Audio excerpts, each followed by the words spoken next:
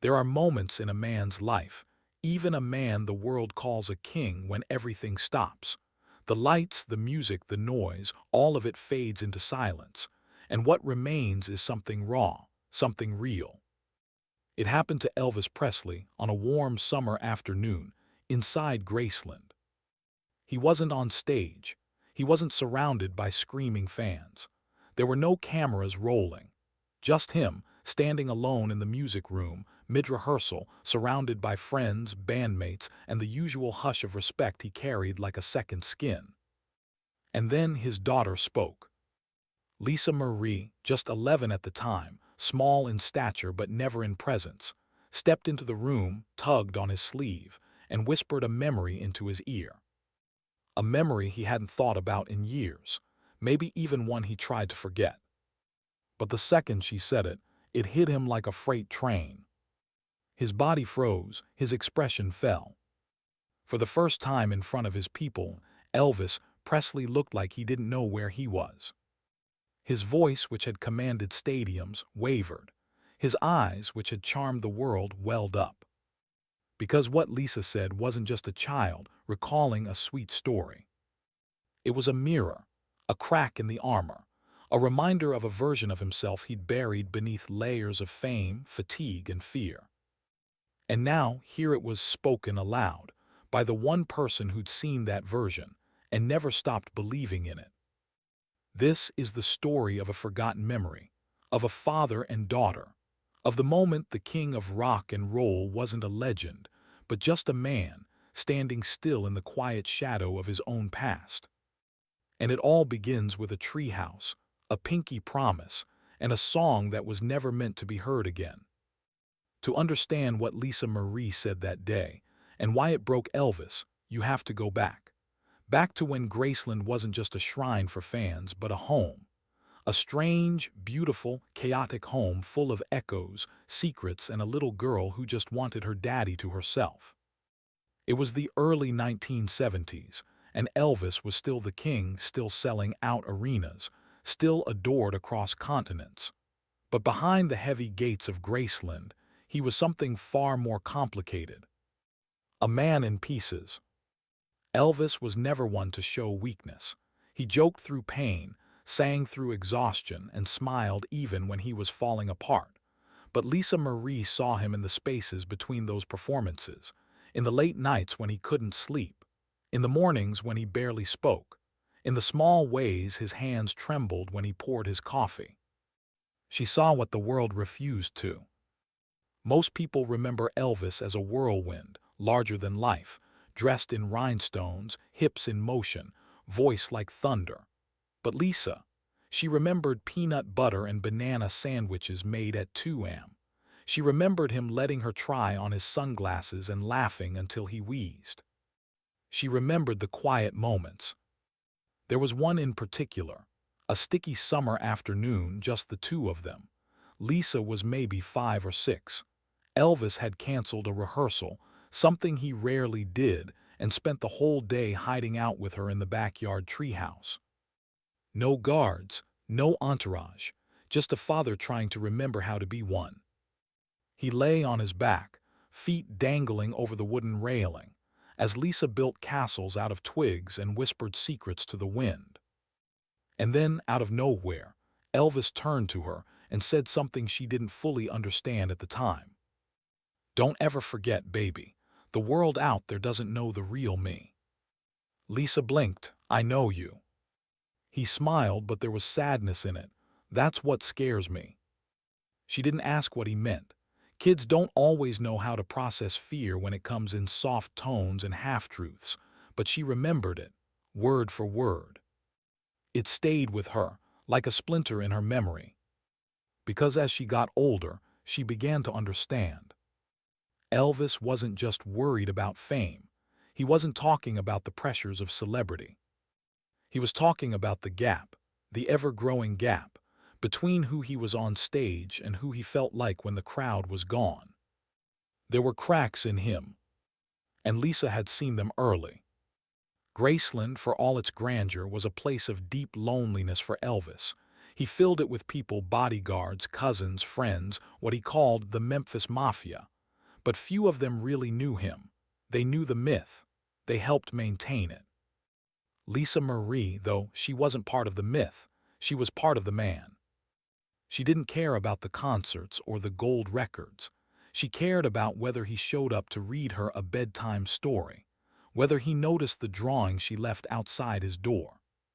Sometimes he did, and when he did, it meant everything. Other times he didn't.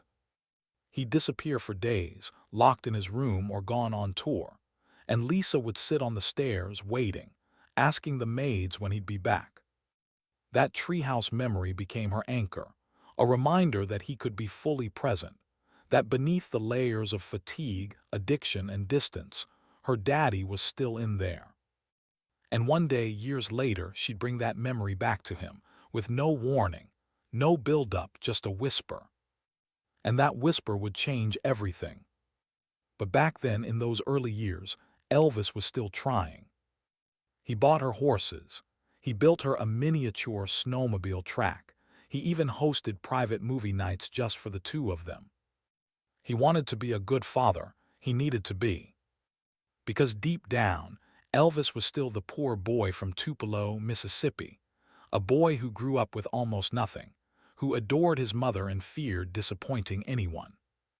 He never quite believed he deserved the love he got, and that fear, that he'd let people down, haunted him every time he looked at Lisa. When she smiled at him, it was pure, unfiltered. She didn't want Elvis Presley, she wanted Daddy. And for a while, that was enough. But as the demands of his career grew heavier, and as the emotional toll of fame began to erode his spirit, the time he spent with her started to shrink. He stopped showing up for little things. He'd make promises he couldn't keep. Lisa never blamed him, not out loud, but inside she felt it, the slow, creeping realization that even your hero can forget you sometimes. And yet, every once in a while he'd break through the fog. He'd scoop her up in his arms, sing her a silly gospel tune, or dance with her barefoot across the carpet. Those were the moments she stored away. And there was one day in particular, that would become the seed of the memory she'd later bring back to him. A day he probably thought was unremarkable, one of those fleeting, throwaway afternoons.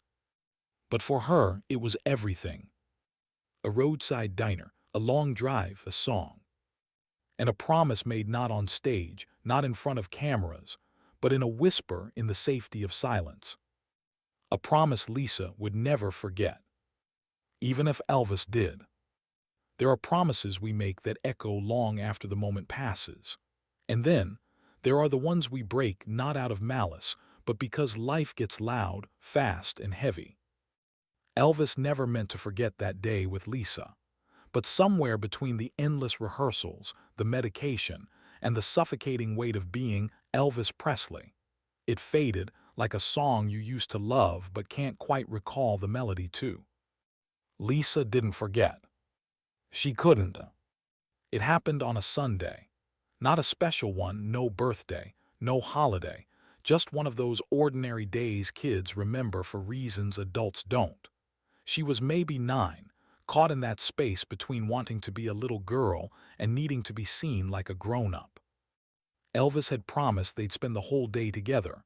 No guards, no distractions, just them. She picked out her outfit the night before, woke up early, brushed her hair twice, and waited by the stairs, tiny suitcase in hand, bouncing her feet against the carpet. Hours passed, and nothing. The house stayed quiet. The staff avoided eye contact, and when she finally asked, someone mumbled something about rescheduling and he's not feeling well today. But Lisa didn't throw a tantrum. She didn't cry, at least not in front of anyone. She just climbed back up to her room, unpacked her bag, and curled up in the corner by the window. That was the first time she understood that sometimes the people you love most are the ones who vanish without a sound. And Elvis, when he finally realized what day it was, when someone gently reminded him of the promise he'd forgotten, something shifted. He didn't yell, he didn't get defensive. He got quiet, really quiet. The next morning, before the sun rose, he walked into Lisa's room. She was still asleep, curled under a pile of blankets with her favorite stuffed bear tucked beneath her chin. He sat down beside her, rested a hand on her back, and whispered, "Get up, baby, just you and me today. Let's go for a drive." No cameras, no press, just a Cadillac, a cooler of Cokes, and a man trying to make it right. They didn't have a plan, didn't need one. Elvis headed west, windows down, wind in their hair, music low on the radio. Somewhere past the Mississippi state line, they pulled off at a tiny diner, the kind with peeling paint, dusty blinds, and the smell of fresh biscuits leaking through the screen door. Nobody recognized him at first. He wasn't in costume, no jumpsuit, just a t-shirt, jeans, and sunglasses too big for his face. They sat in the corner booth. Lisa ordered pancakes. Elvis got black coffee and bacon. The waitress, probably in her 50s, gave him a once-over. "You look like that Elvis fella," she teased. He grinned. "I get that a lot." And for the next hour, he wasn't the king of rock and roll. He was just someone's dad. He made Lisa laugh until she snorted orange juice through her nose. He let her put extra syrup on her pancakes. He took a picture of her with a disposable camera they bought at a gas station. And when they walked out, full and happy, Lisa said it felt like magic. On the drive back, Elvis turned down the radio and started humming. Lisa didn't recognize the tune at first, but then the words came. "That's someone you never forget." It wasn't a song he sang in concert often, one of his quieter ones, one that didn't top charts, but Lisa loved it. And this time he changed the lyrics. Just slightly. He replaced a line, swapped a name, and suddenly the song wasn't about a lost lover. It was about her. He sang softly, barely above a whisper, one hand on the wheel, the other tapping rhythm against his thigh. "She's someone you never forget." And when it ended, he didn't say anything, just gave her a smile and turned the radio back on. They never talked about it again. But Lisa locked it away like treasure.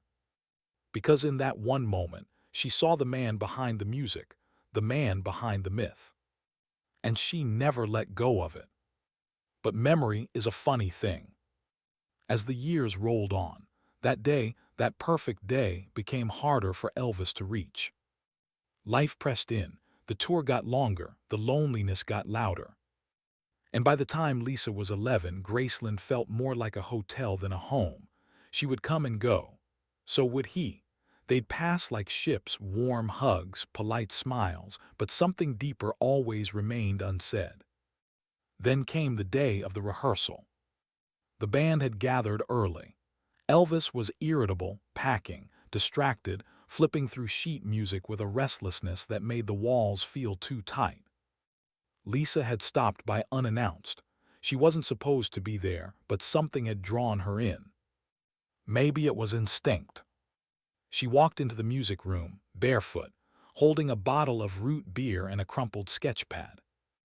Elvis looked up and gave her a quick smile, the kind that said not now.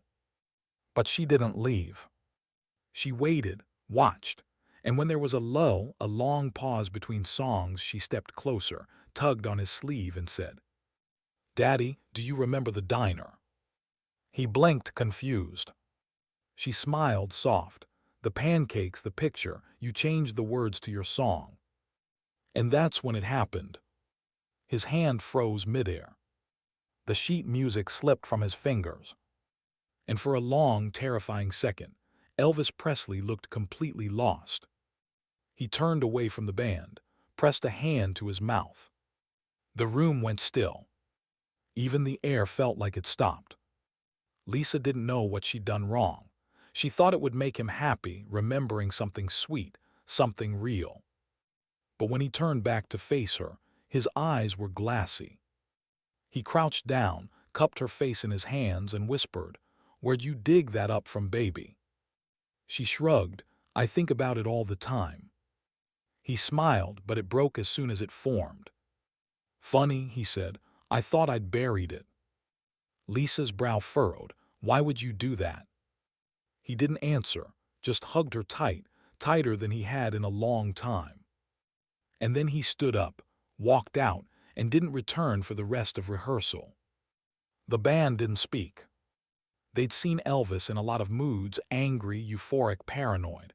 But this was different. It was like a ghost had walked into the room and whispered a name only Elvis remembered. And Lisa, she stood there in the middle of the silence, holding nothing but a memory. She didn't understand it yet, but she would. Because that diner, that day, that song, wasn't just a good time he forgot. It was the last time he felt like the man he used to be. And hearing it out loud, from the mouth of the one person who saw that man clearly, was almost too much to bear. Some memories aren't forgotten. They're hidden, buried so deep that digging them up feels like cutting through scar tissue. And now, thanks to Lisa's innocent whisper, the wound was open again. Raw, exposed. And Elvis had no idea how to face it. That night, the lights inside Graceland were dimmed earlier than usual. The staff knew better than to ask questions. When Elvis shut down, the whole house followed suit. Doors stayed closed. Music stayed off. Even the usually bustling kitchen grew quiet. Lisa Marie sat on the upstairs landing, knees tucked to her chest, staring down the long hallway that led to her father's room. The sketchpad lay untouched in her lap, open to a page she'd drawn earlier, a stick-figure version of her and Elvis, standing under the neon sign of that tiny diner. A crooked little heart floated above their heads. She had no idea what she'd stirred up. All she knew was that her daddy, her invincible, untouchable, larger-than-life father, had disappeared from the rehearsal room without a word. She'd never seen him like that. Not even during arguments with the colonel. Not even after long nights on tour, when his exhaustion hung on him like a wet coat. This was different. This was personal. Downstairs, the band waited for a call that never came. One of them eventually wandered to the piano and started quietly playing gospel chords, unsure what else to do. But no one sang along. No one spoke. They were all haunted by the same image: Elvis, frozen in place, eyes hollow, as if a ghost had stepped into the room and whispered something only he could hear. Because that's what it felt like, a haunting. But it wasn't from the past. It was from the truth. A truth Lisa had unknowingly exhumed with just a single sentence. Do you remember the diner? Elvis did remember. That was the problem. He had buried that day so deep, layered under years of shame and self-doubt, not because it wasn't important, but because it had meant too much. That moment with Lisa had been pure, real. The last time he felt like a man and not a monument. But in the years that followed, he'd broken too many promises, missed too many birthdays, and watched the light in his daughter's eyes dim just a little every time he failed to show up. That diner trip, it became a symbol of everything he once was, and everything he believed he could no longer be. So he forgot. Not because the memory wasn't precious, but because it hurt too much to remember. That evening he sat alone in his room. The lights were off. A record spun softly in the background, a gospel hymn, low and slow, crackling like old firewood. He stared at the window, but not at anything in particular. And in his lap was Lisa's drawing. She left it on his door. No note, just the picture. Him, her, the diner. And that crooked little heart. He traced the lines with his finger, feeling the tremble he couldn't quite stop anymore. Not from nerves, not from age, from fear. Fear that the one person who had seen the real him, not the performer, not the myth, not the king, was now old enough to know how far he'd fallen from that memory. How far he had fallen. At some point in every man's life, there comes a moment when he's forced to confront the distance between who he once was and who he's become. For Elvis, that moment had arrived, and it had come from the voice of an 11-year-old girl with wide eyes and a sharper memory than he'd ever expected.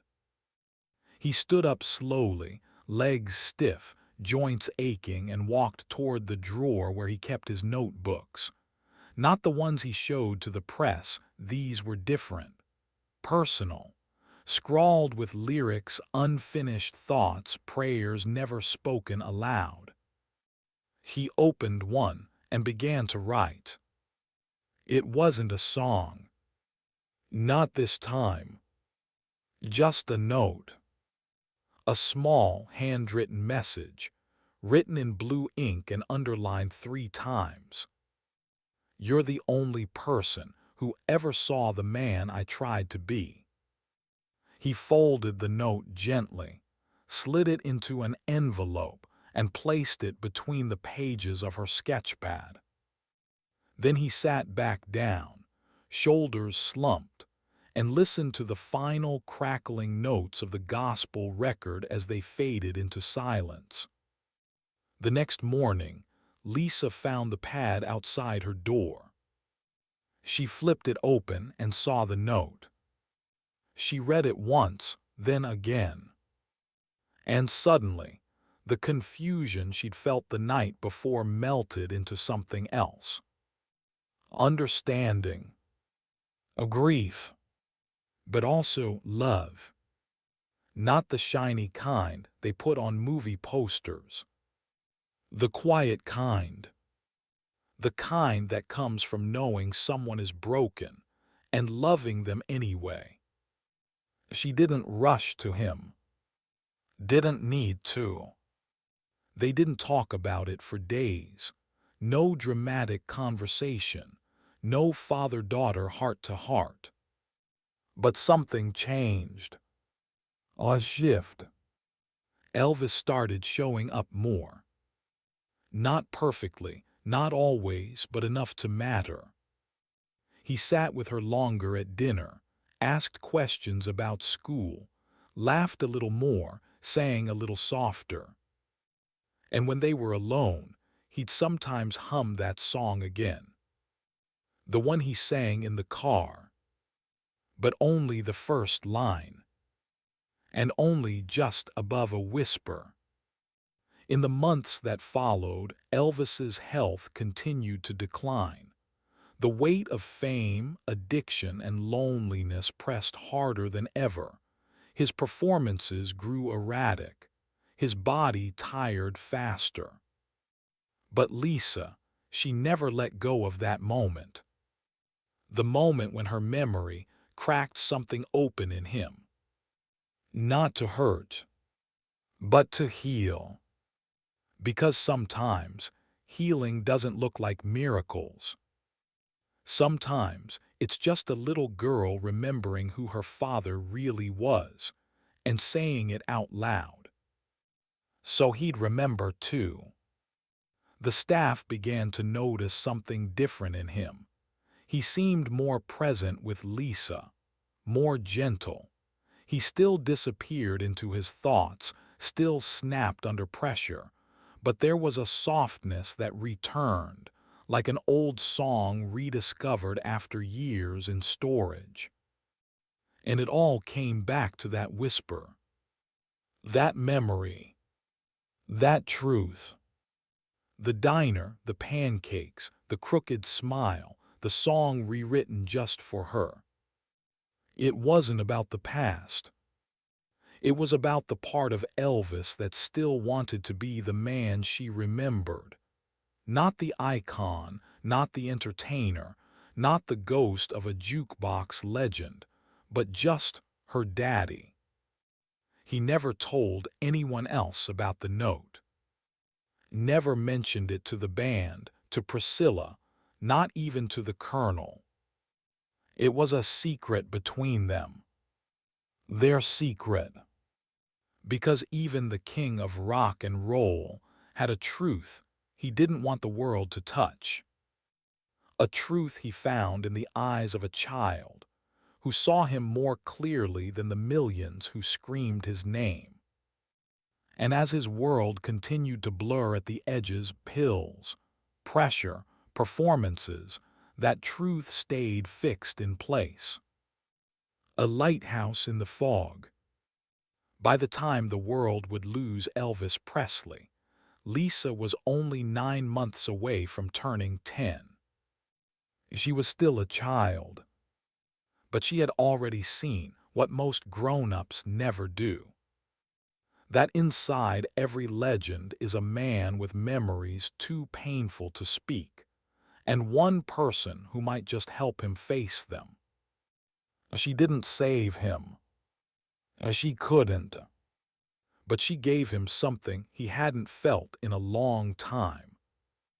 The courage to remember. Years passed, the stage lights dimmed, the world moved on. New stars rose, new voices filled the airwaves. And yet, no matter how much time faded the photographs, one truth remained. Elvis Presley was never just a singer. He was a son, a father, a man carrying the crushing weight of adoration, all while quietly begging the world to see him not as an idol, but as human. Lisa Marie carried that truth. Not in interviews, not in books, but in her bones. She didn't speak of the note often, and when she did, it wasn't for spectacle, it was reverence. Because to her, it wasn't just about what her father wrote. It was about what he meant. You're the only person who ever saw the man I tried to be. That sentence lived in her. And over time she realized that moment, that fragile exchange between father and daughter, wasn't just about the past. It was the key to understanding who Elvis truly was behind the rhinestones, the rhythm, and the roar of screaming fans. Because the legacy of a man like Elvis Presley isn't written solely in gold records or sold-out tour. It's written in the quiet moments no one else sees. Moments like a little girl showing her father a drawing. Moments like a diner booth on a dusty highway. Moments like a song softly sung just for her.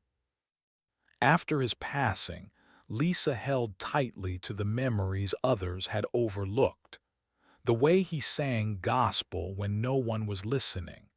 The way he looked over his shoulder 3 times before leaving a room. The way he hummed when he was nervous, tapping the same 3 notes on the windowsill. She kept the sketchpad in a fireproof box. The scarf he once tied around her wrist, folded beside it.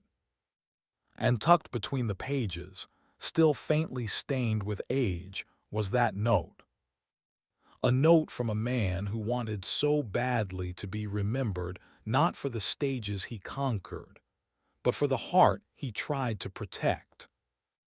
For the rest of her life, Lisa would describe that final season of Elvis's life not as a collapse, but as a reckoning. Yes, he was tired. Yes, he was sick. Yes, the world's expectations had wrung him dry. But in those final months, with his daughter by his side, something shifted.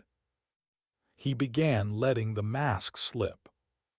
Not always, not in public, but enough. Enough for Lisa to see glimpses of the man she remembered from the treehouse. The one who canceled a rehearsal just to swing her around in the backyard. The one who scribbled cartoon faces on napkins and told her bedtime stories about aliens and peanut butter detectives. The one who, for one fleeting day, drove her across state lines just to eat pancakes and sing about love. And as his health declined, Lisa became his anchor. She didn't try to fix him. She simply saw him. And that, perhaps more than any miracle, was what he needed. Someone who didn't need Elvis Presley. Just Daddy. When Graceland was eventually open to the public, fans flooded its halls, some hopping to touch history, others hopping to feel closer to the man behind the music. They walked the same floors he once paced, peered into the rooms he once played in. But there was one room that was never part of the tour. Lisa's childhood bedroom. Because some spaces were never meant for the world. Some spaces belong to the silence, to the stories whispered between fathers and daughters, to the echoes of lullabies sung off-key at 2 a.m., to a memory that changed everything. In her later years, Lisa would often say she wasn't haunted by her father's absence. She was comforted by his presence, the one he gave her in moments most people overlooked. And whenever someone asked what she missed most, she never mentioned the fame, the fortune, or the flashbulbs. She said, "I miss the way he looked at me when he thought no one else was watching." Because that gaze, soft, unguarded, full of wonder and fear, was the clearest glimpse anyone ever got of the real Elvis. Not the legend, the man. And so his legacy endured, not just through platinum records or documentaries or tribute concerts, but through a daughter who carried a note, through a single lyric, changed on the fly in a beat-up Cadillac rolling down a forgotten highway, through the memory of a pancake breakfast that no one but them would ever understand. Because sometimes the biggest legacies come not from the songs we shout on stage, but the ones we whisper to the people we love most.